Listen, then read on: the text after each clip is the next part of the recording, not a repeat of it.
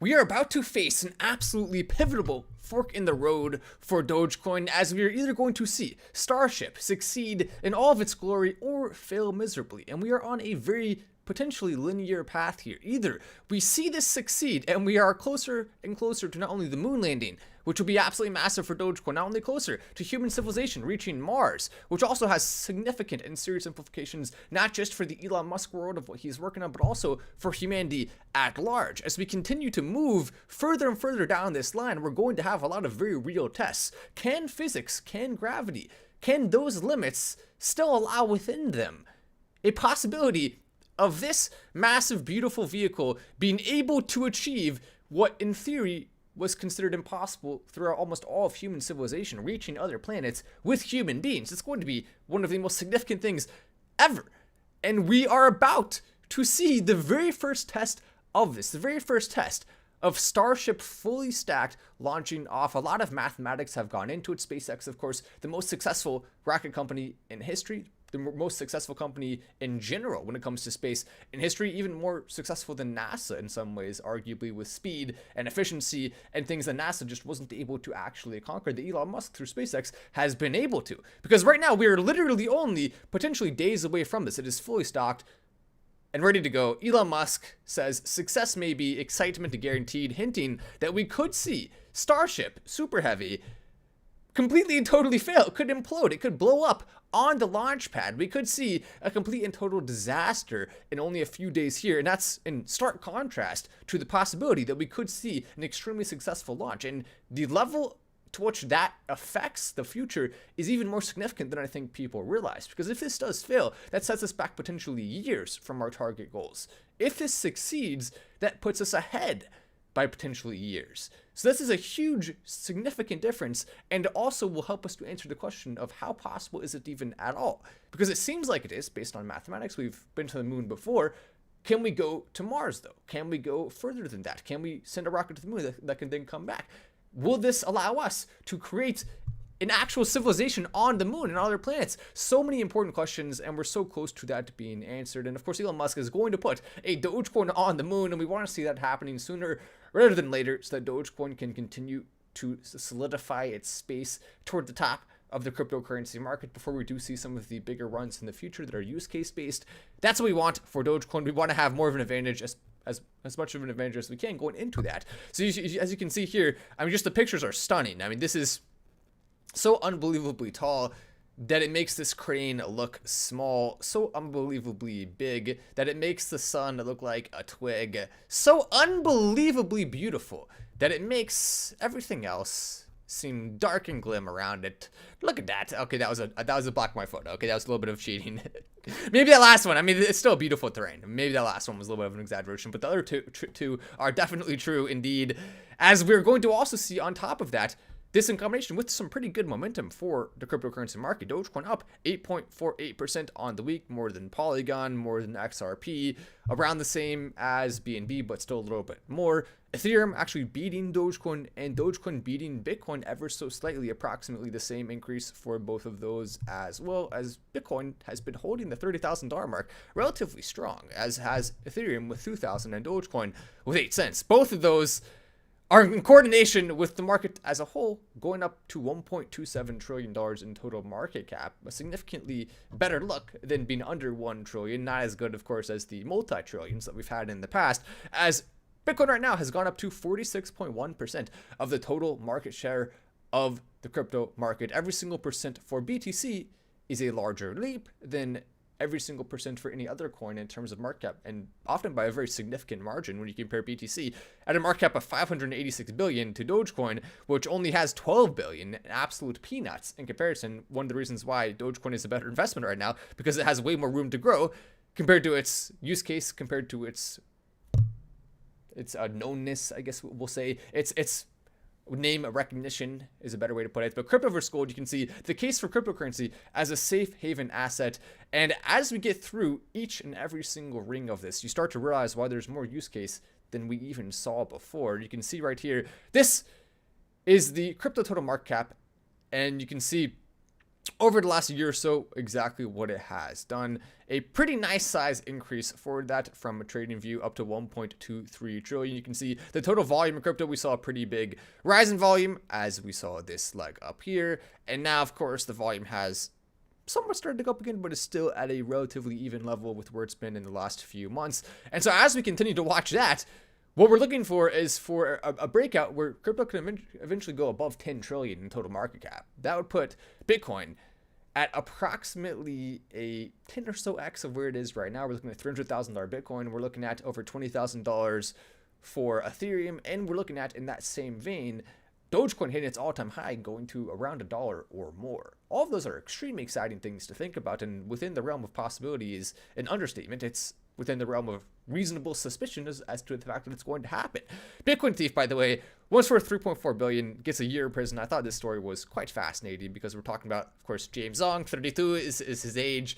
They always start with that, don't they, in these articles? But I found the story particularly fascinating because despite his many crimes, his sentence is relatively small. And part of that is because his crimes were against other criminals. There's something to be said. If you want to commit crimes against other criminals, you're going to have a significantly less intense sentence. A lot of his crimes were directly associated with the Silk Road and things like that.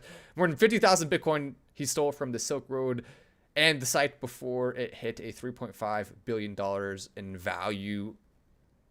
Only a year. That's crazy. Sentenced in New York. He pled guilty, of course, to this, which of course also helped. If he had pled not guilty and then had to go into sentencing, he probably would have faced significantly longer in terms of time. But this is a pretty clear case. So if you're looking to steal, just make sure you steal from bad guys. That's the moral of the story here. If you want to steal from anyone, steal from the bad guys, and then you'll get a significantly less bad sentence. Now, still a year is a long time in prison. I mean, it's not nothing, right? But it's a lot less bad than he would have gotten if he had, say, stolen that from innocent people. Though a significantly different crime, indeed, and prosecutors clearly agreeing with that. He spent $16 million of the proceeds on real estate investments, luxury hotels, nightclubs, Lamborghinis. I mean, my gosh, can you be any more obvious, Mr. James? Does that even really bring happiness to your life? I mean, driving around in a Lamborghini will be fun for a little bit. I feel like eventually, everything gets old, and I can tell you, a Lamborghini is cool, but what's much better than a Lamborghini is to have peace of mind, to have freedom, and you don't need 16 million even to do that. You can do that with $1 million if you invest it right.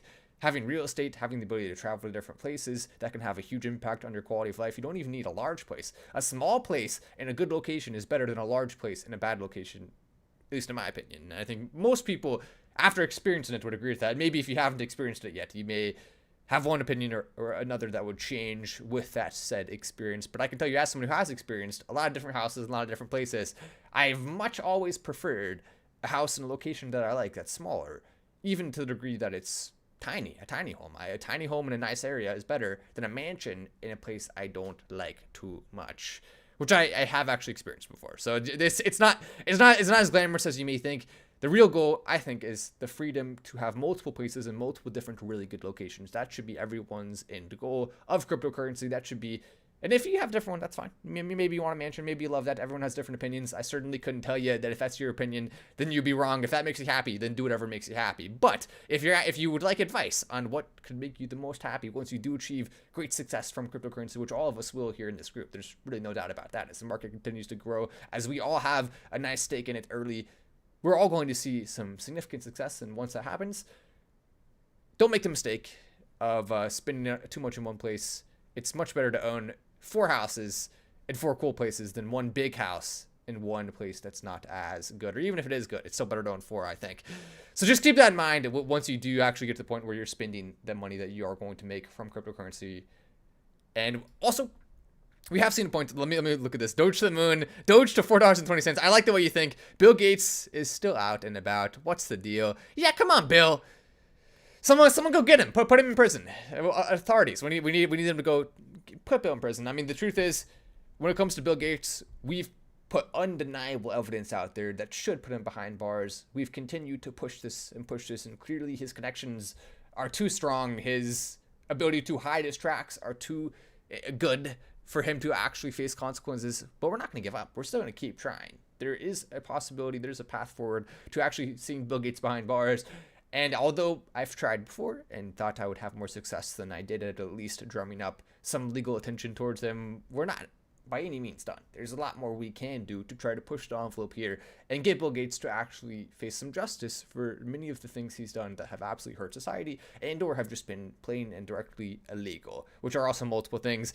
But take any and all the money you can get, borrow and buy Doge. If not, says James, you will wish you did. So James is arguing that you should borrow as much money as possible to buy Dogecoin. And while of course that's extremely risky, I admire your confidence, James, and I do believe that Dogecoin is the best investment. Would I recommend that you borrow a bunch of money to buy Dogecoin?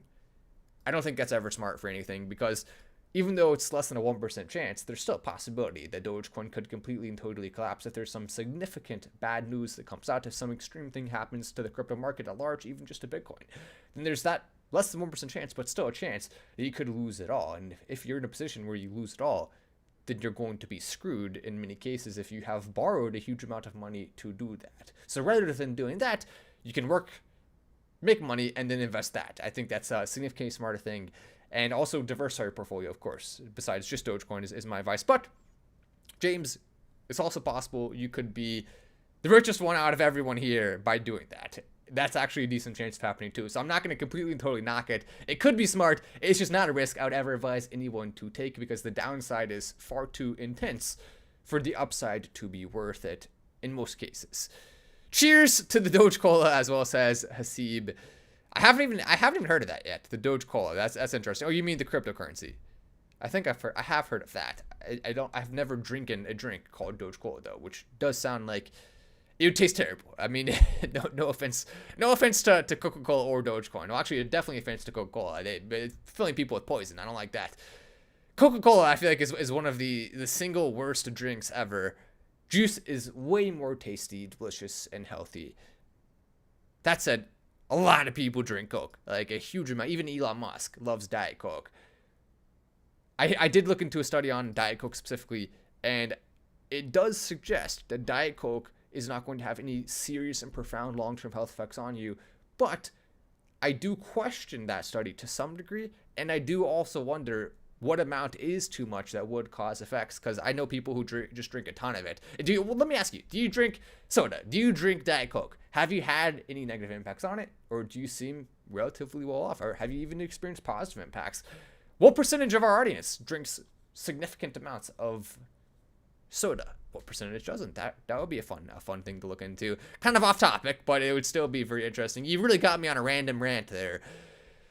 Still though, let me know. Look, say in the comment section, do you drink Coca-Cola? Do you drink soda? Do you drink a lot of it? And what experience have you had with it? Would you recommend against other people doing it if you are someone who does it or has done it in the past? And you can see this, Elon Musk talking about, he's been talking about AI a lot. Now, I went on a space with Mario in the fall earlier today and discussed where we could see AI going in the future. And of course, there's absolutely already a threat of jobs being eliminated just by robots without even the fragment of AI being included in them. If you just look at what's going to happen in the future, the Tesla is going to drive you from place to place. Uber drivers no longer needed. The truck is going to take the goods from the place to place. Truck drivers no longer needed.